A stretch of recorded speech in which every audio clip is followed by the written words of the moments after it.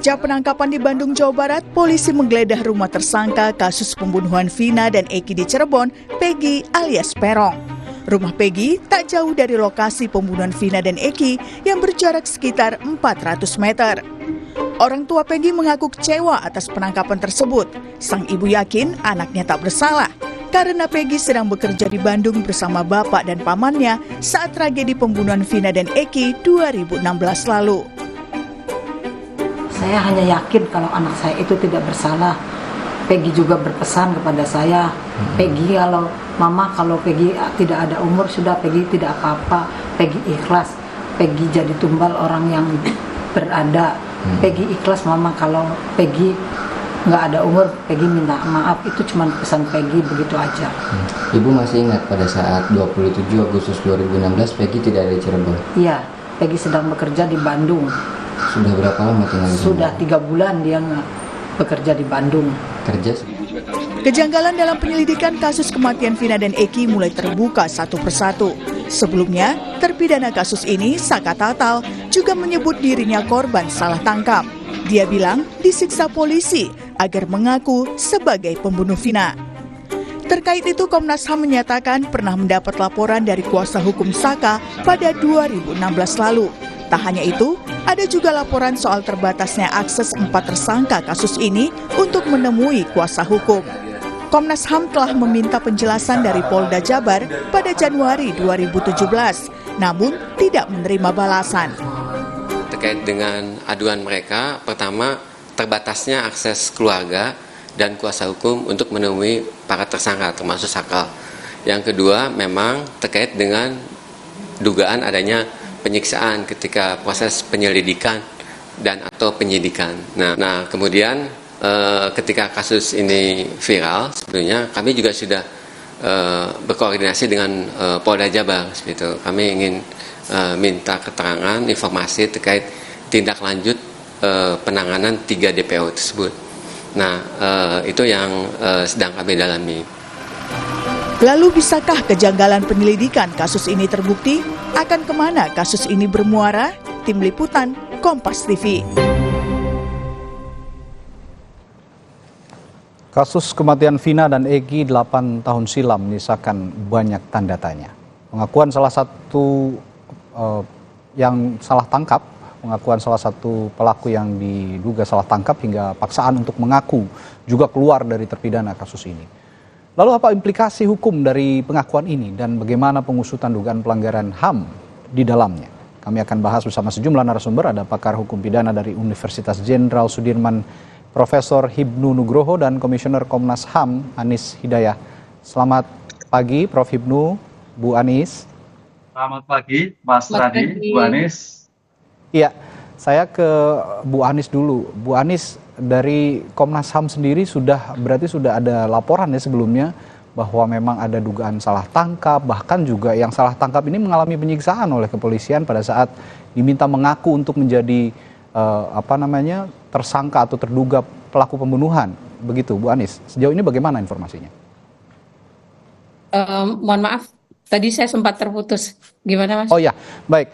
Saya tanyakan, ini kemarin salah satu terpidana yang diduga salah tangkap begitu ini mengaku bahkan sempat disiksa oleh polisi begitu untuk mengakui perbuatan yang tidak dia lakukan menurut pengakuan dirinya begitu.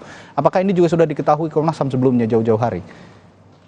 Iya betul, karena sebenarnya memang kasus ini kan kasus lama ya, kasus 8 tahun yang lalu yang kemudian muncul atau viral kembali. Nah, seperti yang disampaikan Pak Uli tadi, bahwa sebenarnya kasus ini sudah pernah dilaporkan ke Komnas HAM pada tahun 2016 silam atau September, jadi pasca peristiwa itu.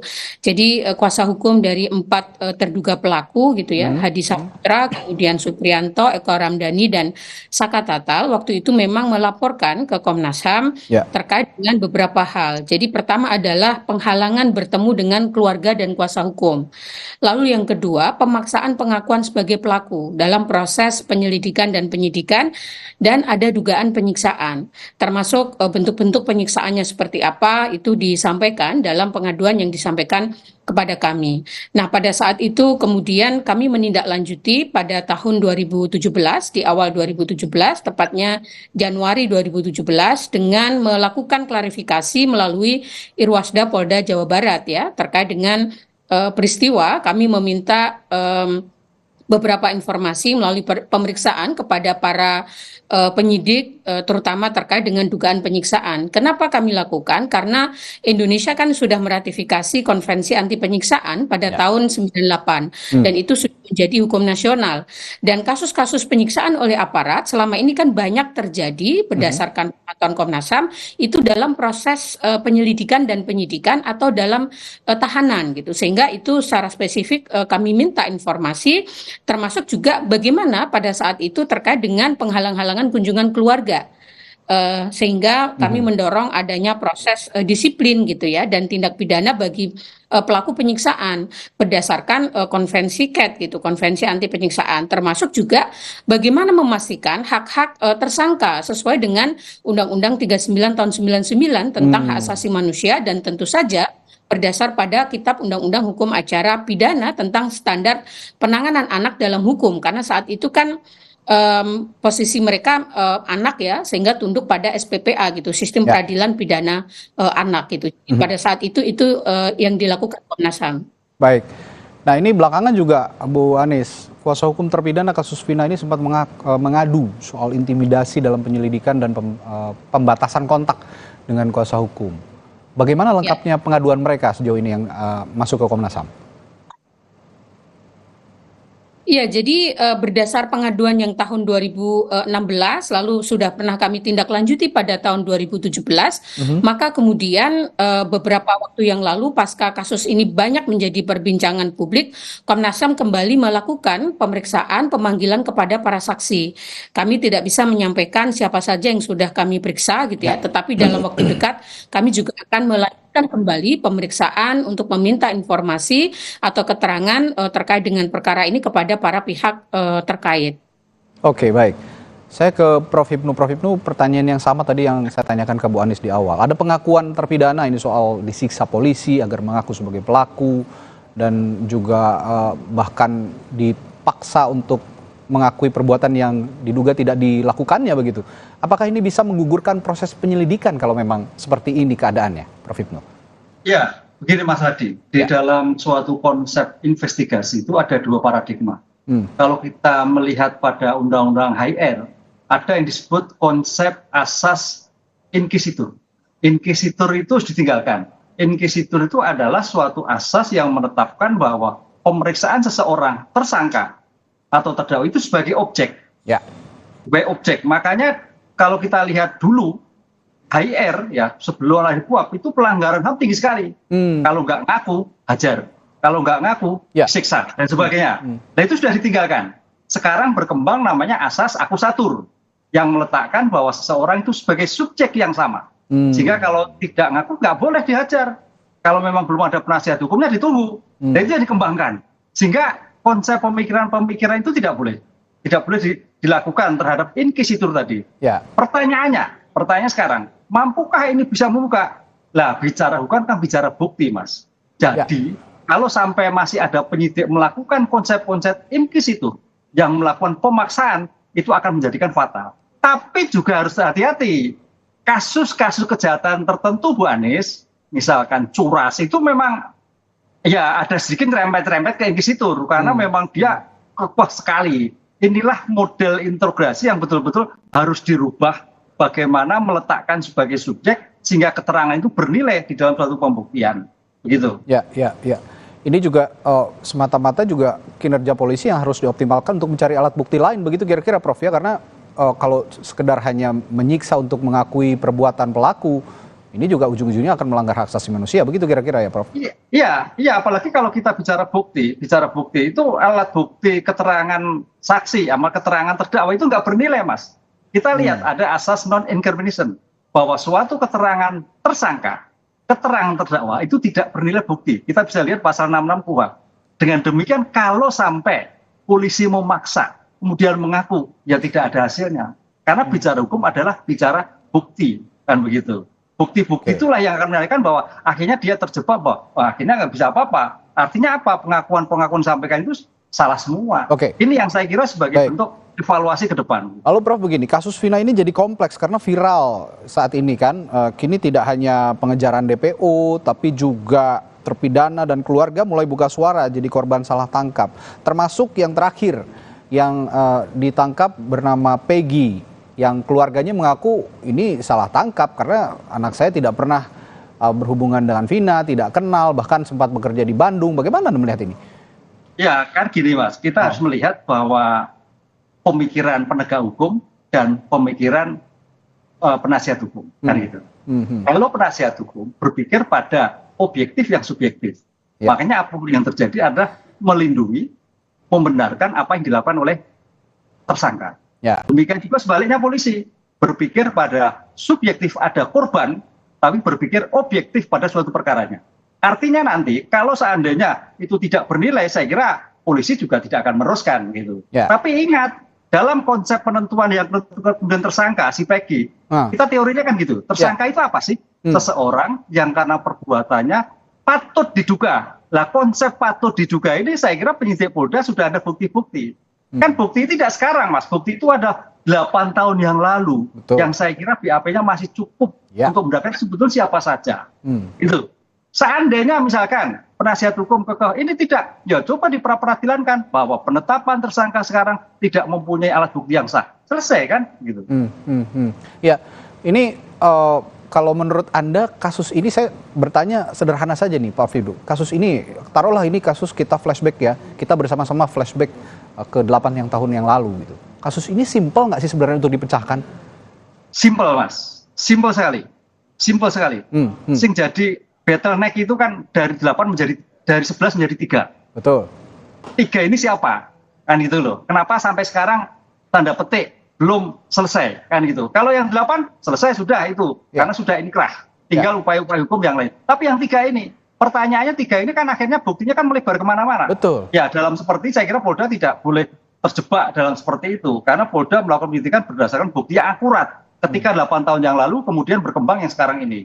Ini yang saya kira, karena apa ya, bantahan-bantahan dalam pengungkapan perkara itu banyak sekali, baik dari masyarakat, NGO, keluarga dan sebagainya. Sebagai penegak hukum harus kekeh pada bukti yang permulaan yang cukup atas Peggy yang bersangkutan. Baik, saya ke Bu Anies lagi. Komnas HAM sempat menanyakan ya Bu Anies kepada Polda Jawa Barat, namun tidak direspons. Kabarnya begitu. Setelah itu juga saat ini ada pengakuan dari orang tua siapa yang ditangkap, Peggy begitu, bahwa dirinya bukan pelaku begitu. Ini juga ada unsur, jika memang benar Peggy ini bukan pelaku, akan ada juga bersinggungan dengan masalah hak asasi manusia.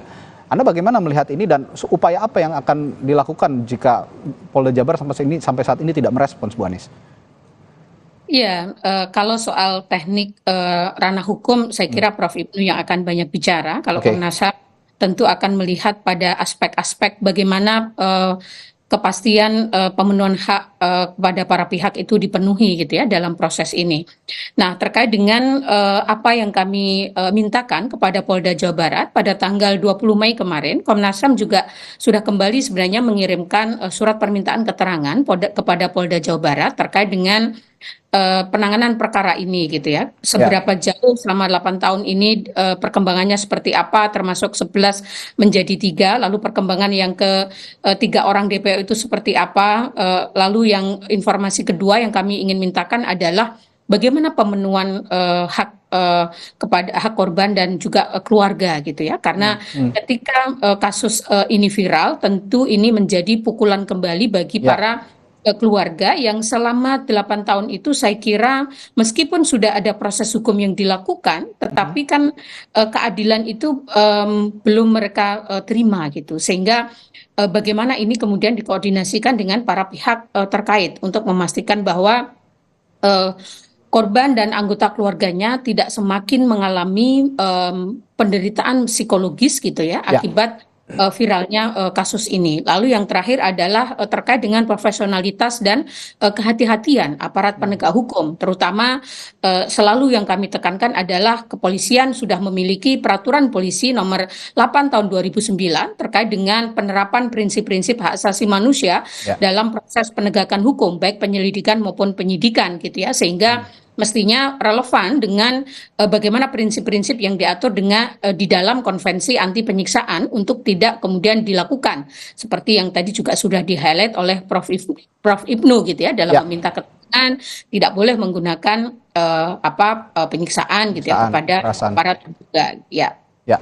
Ya, Bu Anies, ini saya ingin meluruskan juga dan sekaligus mengkonfirmasi kepada Anda sebagai Komnas HAM gitu.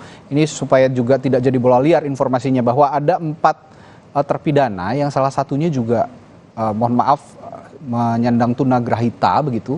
Ini juga melaporkan ke Komnas HAM apa betul dan melaporkan bahwa dirinya juga diperlakukan kasar oleh polisi untuk mengakui apakah betul ada salah satu terpidana yang menyandang tunagrahita?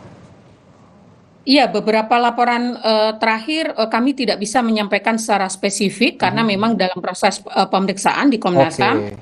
Tetapi nanti jika ada perkembangan pasca kami melakukan pemeriksaan, kami akan sampaikan, terutama juga akan kami koordinasikan dengan Polda Jawa Barat dan masyarakat secara umum. Oke, baik. Balik lagi ke Prof. Ibnu nih. Prof. Ibnu, saat ini kan ya kasus ini akhirnya seperti yang tadi saya utarakan, Peggy ini ditangkap begitu cepat begitu setelah viral kembali setelah 8 tahun. Itu menurut Anda fenomena apa ini? Karena saat ini viral, polisi cepat menangkap. Padahal 8 tahun lamanya ada rentang waktu yang cukup panjang. 3 DPO ini tidak satu pun tertangkap. Begini Mas, makanya kita sayangkan pada waktu Polresta Cirebon 2016 yang lalu menyatakan yang saya lihat tuh ya dari 11 laporan bukan laporan, tersangkanya 11, hanya 8. Berarti artinya sebetulnya Polresta Cirebon itu data-data tentang subjek dugaan pelaku sebagai tersangka itu sudah cukup. Tidak ada semua kan itu Mas. Sehingga nggak butuh lama-lama, itu sudah ada semua. Sekarang tinggal bagaimana kemauannya atau kita tanda petik ada intervensi-intervensi tertentu sehingga 3 tersangka itu menjadikan bilang dalam suatu pemberkasan untuk pelimpahan kepada di pengadilan kan gitu Mas. Nah oleh karena itu saya kira mudah, makanya termasuk 2 itu saya kira juga nggak begitu lama selesai lah itu. Kita tahu lah Polri itu sudah luar biasa SDM-nya, kemampuannya, kecanggihannya, jadi nggak butuh lama-lama. Inilah yang saya kira kita dukung semua, nggak butuh lama, cukup itu karena data sudah ada. Cuman perubahan sekarang memang perlu hati-hati karena situasi sudah berubah, masyarakat juga semakin kencang sehingga pihak-pihak yang berkepentingan itu Polri harus kekeh pada suatu bukti yang ditemukan di dalam suatu tersangka yang bersangkutan. Ya, saya juga meyakini Polri ini sebenarnya udah canggih lah ya, bahasa sekarang itu kita bilang canggih karena kasus sepelik Sambo saja pada saat itu ditutup-tutupi bisa akhir terungkap dengan seterang-terangnya begitu kira.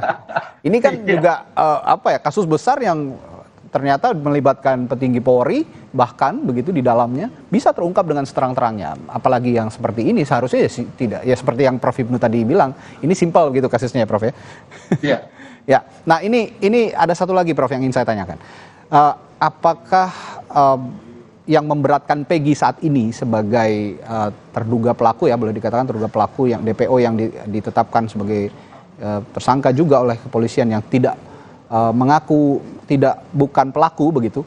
Ini apakah yang memberatkan Peggy juga karena keluarga korban juga tidak menyangkal bahwa penangkapan Peggy ini salah tangkap begitu dan juga termasuk kuasa hukum korban? Ya, kita melihat dalam suatu proses peradilan, Mas. Pihak-pihak yang untuk kepentingan seorang tersangka pasti dalam melakukan suatu pembelaan. Saya katakan tadi itu pasti semuanya lah, semua dalam kasus apapun, apakah itu teroris, apakah itu korupsi, apalagi kasus yang berkaitan dengan pembunuhan itu menyangkal semua. Oleh karena itu Polda Jawa Barat harus pada suatu prinsip hukum. Siapa yang menuduh harus membuktikan, kan begitulah. Oleh karena itu bukti-bukti ini harus dikuatkan sehingga jangan sampai kalau ada indikasi salah tangkap wah itu reputasi Polda Jabar hancur itu kalau sampai salah tangkap. Karena apa? Sudah diketahuan 3 sejak awal, sudah 8 tahun yang lalu kan gitu kan. Kok menangkapnya sampai salah tangkap? Itu reputasi Polda Jabar sangat dipertaruhkan kalau sampai betul salah tangkap. Oleh karena itu kita support Mas. Mudah-mudahan bukti yang disampaikan itu bukti yang bernilai di dalam suatu pembuktian dalam kasus 8 tahun yang lalu. Oke. Nah, ini kan sekarang kasusnya bahkan sudah vonis begitu ya. Kasus ini beberapa sudah dihukum begitu. Nah, jika dilakukan penyelidikan ulang, bisa dijelaskan kepada kami juga, Prof, sebagai orang yang ya awam lah, masyarakat awam untuk mengetahui secara hukum apakah bisa mengubah vonis mereka jika penyelidikan ulang kasus ini dilakukan? Ya, ini Mas, itu kan ada 11, 8 sudah divonis, 8 sudah selesai. Ya. Artinya tinggal menunggu upaya hukum, apakah itu gerasi ataukah PK, kan itu. Nggak mungkin disidik lagi kan 8 itu, karena dalam ilmu hukum disebut rencananya terpidana juga akan PK, Prof, katanya. Iya, PK itu suatu proses hukum. Nah, karena kalau disidik ulang nebis ini kan itu. Seseorang tidak dapat dituntut untuk 2 kali dalam perkara yang sama. Kalau yang 3, yang 3 itu memang dari awal. Kan yang 3 ini seseorang yang belum mempertanggungjawabkan atas perbuatannya, sehingga penyelidikannya awal berdasarkan bukti-bukti tahun 2016 yang lalu. Makanya sekarang penentuan tersangka, kemudian penyidikan sampai pada pelimpahan seperti proses hukum yang lain. 3 orang tadi. Sehingga yang 8 sudah selesai, tinggal 3 bagaimana penyidik Polda memperkuat bahwa ketiga orang tersebut atau yang satu tertangkap itu betul-betul dia yang melakukan suatu kejahatan yang besar. Ya, tapi ini saya memodifikasi pertanyaan saya lagi nih, Prof. Sebenarnya tadi saya sudah sempat singgung bahwa kasus ini viral dan mudah ditangkap. 8 tahun kan rentang yang tidak sebentar ya, Prof ya. Nah, tiba-tiba sekarang viral terus ditangkap. Penjelasan logisnya seperti apa sih sebenarnya yang bisa dipaparkan kepada publik begitu? Karena publik bertanya-tanya, ini 8 tahun itu bukan rentang waktu yang sebentar gitu. Ya, ini domain Polda Jawa Barat nih. Pertanyaan kalau Anda menganalisisnya dari kacamata hukum, apakah ya, ini juga? Kacamata hukum memang dalam suatu penentuan tersangka, Mas, banyak kasus, Mas. Kita lihat ini pernah terjadi sebelumnya, Prof. Ya, kalau Mas Randy lihat kasus-kasus di persidangan, kenapa ini tidak, kenapa A tidak, kenapa B tidak, kan gitu kan. Apalagi kalau kasus penyertaan, itu kan penyertaan. Kok hanya 3, kok hanya 2, kok saya sebagai tersangka kan. Pertanyaan timbul seperti itulah. Lah itulah saya kira nanti Polda Jabar yang bisa menjelaskan dalam kasus itu. Baik. Bu Anies, langkah akhir dari Komnas HAM kalau memang saat ini ada tuntutan untuk bisa mengungkap bahwa ada pelanggaran HAM pada saat penyelidikan atau penyidikan kasus Vina ini, upaya terakhirnya apa yang akan dilakukan, Bu Anies, kira-kira? Ya, seperti yang saya sampaikan, Komnas HAM kan saat ini sedang melakukan pemantauan atas proses hukum kasus ini gitu ya, bahwa kami sudah memanggil para saksi, beberapa orang, dan akan kami lanjutkan dalam waktu dekat. Dan dalam proses itu juga kami selalu mengkoordinasikan itu dengan Polda Jawa Barat, meskipun kami juga sebenarnya sedang menunggu gitu ya klarifikasi yang akan diberikan oleh Polda Jawa Barat terkait dengan proses hukum dalam waktu rentang 8 tahun itu. Tetapi yang selalu ingin kami tegaskan adalah seluruh proses yang dilakukan oleh kepolisian itu menggunakan prinsip profesionalitas, kehati-hatian, dan bagaimana hak asasi manusia menjadi salah satu prinsip yang dipegang gitu ya. Karena berdasarkan pengaduan sebelumnya, beberapa pelaku itu melaporkan kepada kami adanya dugaan penyiksaan, sehingga ini kita berharap itu tidak terjadi keberulangan gitu ya dalam proses yang sekarang sedang berlangsung gitu. Baik, ini sama-sama paralel begitu ya, Bu Anies ya, dari Komnas HAM juga terus menindaklanjuti, terus mengikuti prosesnya, dan di sisi lain juga kita berharap bersama pihak kepolisian, dalam hal ini Polda Jabar yang mengusut kasus ini bisa juga berjalan beriringan begitu ya, supaya memang kebenaran dalam kasus Vina ini benar-benar terungkap. Baik, terima kasih sekali lagi pakar hukum dari Universitas Sudirman, Profesor Hipnu Nugroho, lalu juga Komisioner Komnas HAM Anies Hidayah telah berbagi perspektif dan informasinya di Sapa Indonesia pagi hari ini. Sehat selalu Prof Hipnu dan Bu Anies. Sampai jumpa lagi. Terima kasih. Terima kasih. Saudara, masih ada informasi lainnya yang juga menarik untuk Anda simak. Akan ada perbincangan juga soal rekayasa kasus pembunuhan yang terjadi di Ponorogo, Jawa Timur. Polisi mengungkap kasus penganiayaan hingga korban tewas yang dilaporkan kecelakaan tunggal. Sesaat lagi di Sapa Indonesia Pagi.